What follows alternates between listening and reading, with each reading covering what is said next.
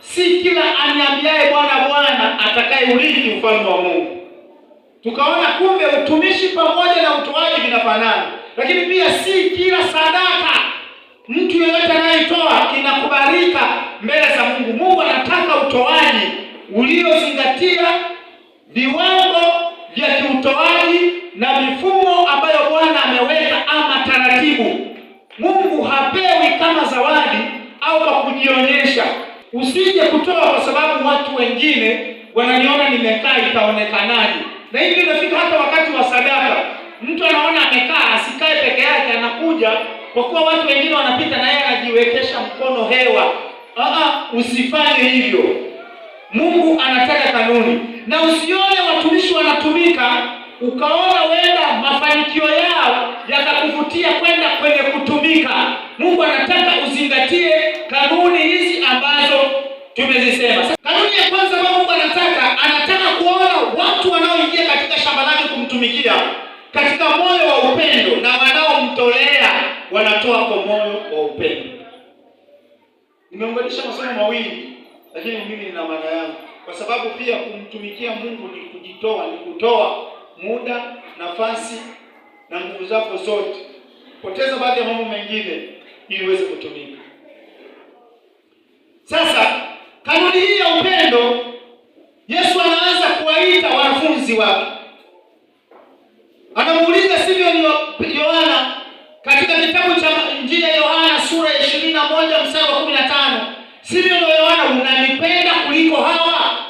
Ili upewe daraka na jukumu la kufanya kazi, lazima uwe na moyo wa yule anayetaka kumtumikia. Unapenda, unanipenda kuliko hawa? Anasema ndio Bwana. Unajua swala la kumtumikia Mungu kidogo linaweza likawa tofauti na kazi zetu tulizosoma kitaaluma.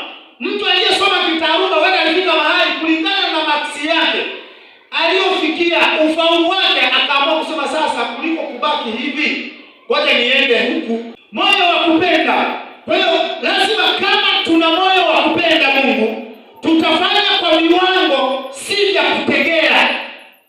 Mtu yeyote mwenye moyo wa kupenda na ayalete matoleo. Sadaka yoyote yenye moyo wa kupenda. Kitabu cha Kutoka sura 25 mstari ule wa kwanza na wa pili, hapo ndipo tumejenga misingi yetu juu ya habari ya utoaji, na watu wanaweza wakamtumikia Mungu katika kujenga, watu wanaweza wakamfanyia Mungu kazi. Mungu anatoa maelekezo. Bwana akanena na Musa. Akamwambia, waambie wana wa Israeli kwamba walitolee sadaka kila mtu ambaye moyo wake wampa kupenda. Mtatoa kwake sadaka yake. Mtachukua sadaka yangu juu yake. Usifanye chochote mbele za Mungu kwa kusurutishwa. Mungu anataka ufanye kwa hiari. Mungu anataka ufanye kwa upendo. Mungu anataka kuona watu wenye moyo wa upendo. Mwenye moyo wa upendo hatoi sadaka zake kwa kujilinganisha na watu wengine. Unajua tatizo tulilonalo ndani ya kanisa, tunafika mahali mtu anajiona fulani amesema, Mnyota amesimama amesema 100,000. Kulingana na uwezo wa Mnyota na mimi, ni nani anaonekana yuko juu? Ni Mnyota.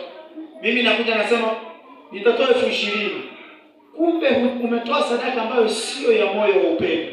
Moyo wa upendo hauna ulinganifu. Hata kile ulichonacho kidogo na kitoa. Mtu mmoja Yesu alisema katika kitabu cha Marko, huwa ninampenda sana yule mwanamke mjane aliyekwenda akatoa chote alichokuwa nacho. Katika kitabu cha Marko 12:41 hadi 44, akatoa chote alichokuwa nacho kwa sababu moyo wa upendo ulikuwemo ndani yake. Wengine wakatia machenji, ila yeye alipoenda akatoa vyote. Moyo wa upendo humfanya mtu kutoa bila maumivu ya aina yoyote ya ndani. Moyo wa upendo hauchoshi, yaani hautachoka na kile unachokifanya, hata kutumika. Ukiwa mchungaji, Mungu amekupa kipawa cha uchungaji ili usichoke na maneno na matusi. Unajua kuna watu wana maneno mazito. Ili usichoshwe, lazima uwe na moyo wa nini? Wa upendo. Jambo la pili juu ya utumishi na utoaji ni hiari. Kwa hiari yetu tunaweza tukafanya mengi. Wakorintho pili sura ya 8 mstari wa kwanza mpaka wa 3. Ndio. Tunawaarifu habari ya neema ya Mungu. Tunawaarifu habari ya neema ya Mungu waliopewa makanisa ya Makedonia. Watu waliopewa makanisa ya Makedonia. Maana walipokuwa wakijaribiwa dhiki nyingi. Katika dhiki nyingi. Wingi wa furaha yao. Na umaskini wao. Uliokuwa mwingi. Uliowaongezea utajiri. Wa ukarimu wao. Maana nawashuhudia kwamba kwa uwezo wao. Zaidi ya uwezo wao. Kwa hiari yao wenyewe walitoa vitu vyao. Hiari inamfanya mtu awe tayari kufanya. Hatuwezi kuwa na utayari kama hatuna hiari ndani. Hiari inamfanya mtu awe tayari kufanya zaidi ya vile anavyotegemewa kuonekana. Jamani, unaweza kama unamuona mtu anafika mahali, ukifika mahali ukisema jambo watu mpaka huyu hivi anataka sifa au nini? Hataki sifa. Ndani anasikia panafukuta zaidi ya hiari yao. Kwa hiyo hiari inaweza ikamfanya mtu akawa tayari kufanya zaidi ya alivyotegemewa, zaidi ya alivyoonekana. Ndio maana Mungu anasema hii mistari ni muhimu sana, ina vipengele vingi. Inasema katika umaskini wao bado uliwajaza furaha. Ukimwona Mkristo yoyote anakwepa harambee, anakwepa michango imezidi, anakwazwa habari ya kutumika, huyu bado moyo wake haujahiari, anaambatana na dunia, ana kitu alichoshikamana nacho. Hiari unafanya tufanye zaidi ya tulivyotegemewa. Nataka niwaambieni hivi watu wa Bwana, tukiachana na hayo ninayoyasema, zaidi ya vile tunavyotarajiwa, mimi ninamwamini Mungu hivi 2028 mwezi wa 12 jubilee yetu tutasali. Amen. Kuna watu wengine wanasema huyu mchungaji kachanganyikiwa huyu. Na mimi nasema haya maneno sitayafuta. Nitaendelea kuyasema maana nasikia hiyo. Nikwambie kitu, Mungu ataona.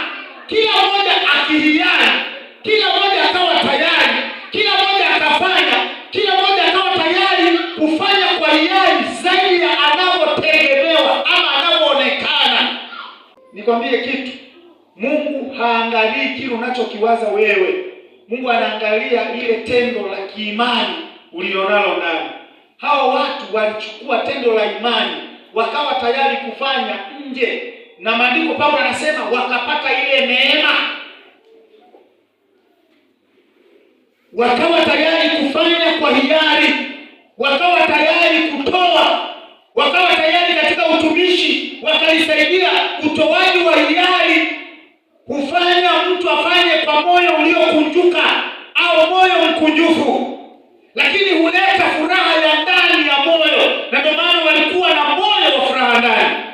Lakini si hivyo tu, huleta dhihirisho la nje la kile kinachofanyika, huonekana si katika kusema, lakini dhihirisho la nje huonekana. Lakini pia moyo wa hiari humfanya mtu kutoa bila kulazimishwa wala kusurutishwa, na si mkwepaji, bali matamanio yake ni kufikia shabaha ile ya utukufu.